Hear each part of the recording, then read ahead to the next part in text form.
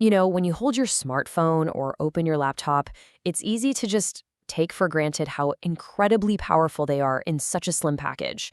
But have you ever stopped to think about what's going on inside? Underneath that screen, there's this hidden world, a microscopic city of electrical highways that makes everything work. And today, we're going to dive right into that world.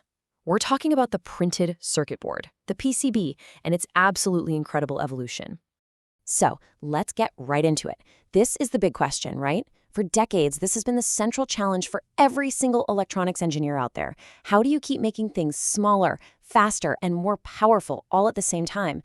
Well, the answer isn't just about shirking the computer chips. It's really about how you connect everything together. And trust me, that's where the real magic happens. And this slide, wow, this just says it all, doesn't it? On the left, you're looking at a traditional circuit board. Think of it like a quiet little town with big, wide open roads. The pathways for electricity are about 40 microns wide. But look what happens as we move to the right, to the boards we use today. It gets dense. You see way more layers, and those electrical pathways, they shrink down to 25, and then even to an insane 10 microns. We're literally going from a simple town to a sprawling, multi-level megacity. And that density, that's where all the power comes from. To really wrap your head around this massive leap, the best way to think about it is like building a road system. The very first PCBs were like the country roads of electronics. Yeah, they got the job done, but they couldn't handle much traffic, and man, they took up a ton of space. As our need for more speed and more power exploded, we had to invent something totally new, electronic superhighways. The really crucial difference here is a total shift in design philosophy.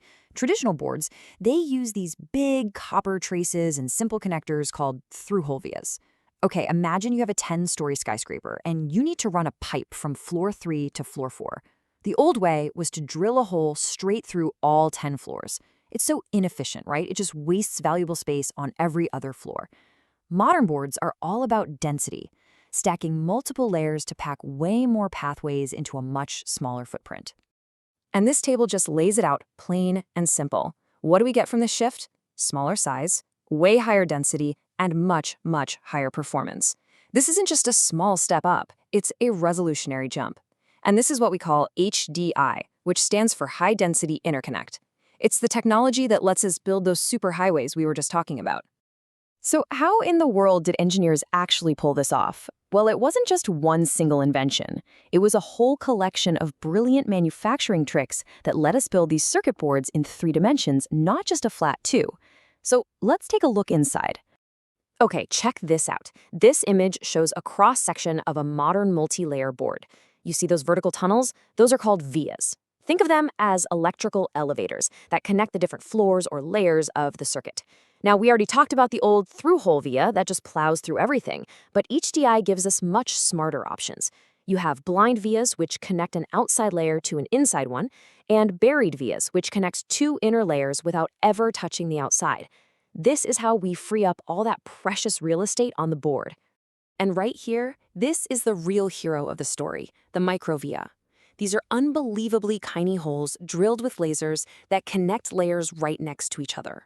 Because they're so incredibly small, you can fit thousands of them in the same space where you could only fit maybe a few dozen of the old school vias.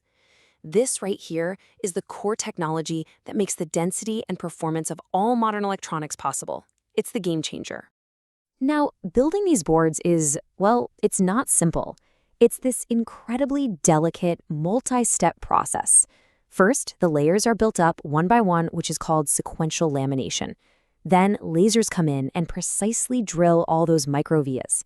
And finally, advanced plating techniques line those tiny holes with copper to create the electrical connection. It's just a marvel of precision manufacturing. But you know how it is, right? Technology never, ever stands still. Just when we mastered HDI, the insane demands of things like AI and high-speed computing pushed us to the next level, UHDI, or Ultra High-Density Interconnect. And this is where things start to get truly mind-bogglingly small. Let's just talk about scale for a second, because the numbers are wild. The traces, those copper highways on a UHD board, can be less than 50 microns wide. Okay, for context, a single human hair is about 70 microns wide. We are literally printing electrical circuits that are narrower than a human hair. That's the level of precision we're dealing with now. It's just incredible.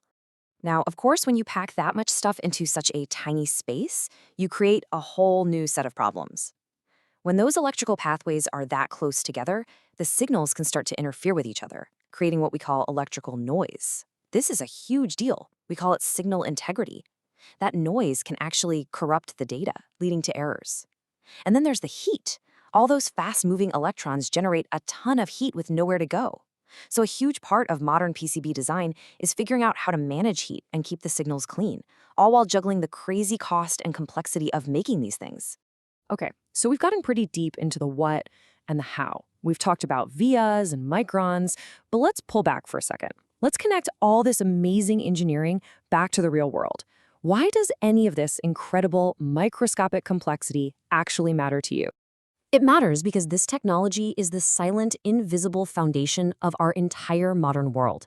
Your smartphone, your laptop, the incredibly complex safety systems in your car, the massive data centers that power the internet and AI, absolutely none of it would be possible without the density and performance that HDI and UHDI boards give us.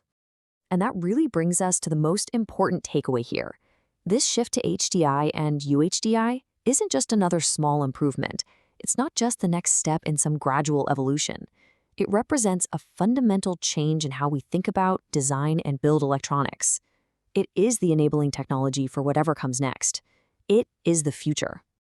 It really makes you wonder, doesn't it? As we get better and better at designing these microscopic cities of electricity, pushing the absolute limits of physics and manufacturing, what new possibilities are we going to unlock? What comes after the smartphone? That's the question that engineers all over the world are trying to answer right now.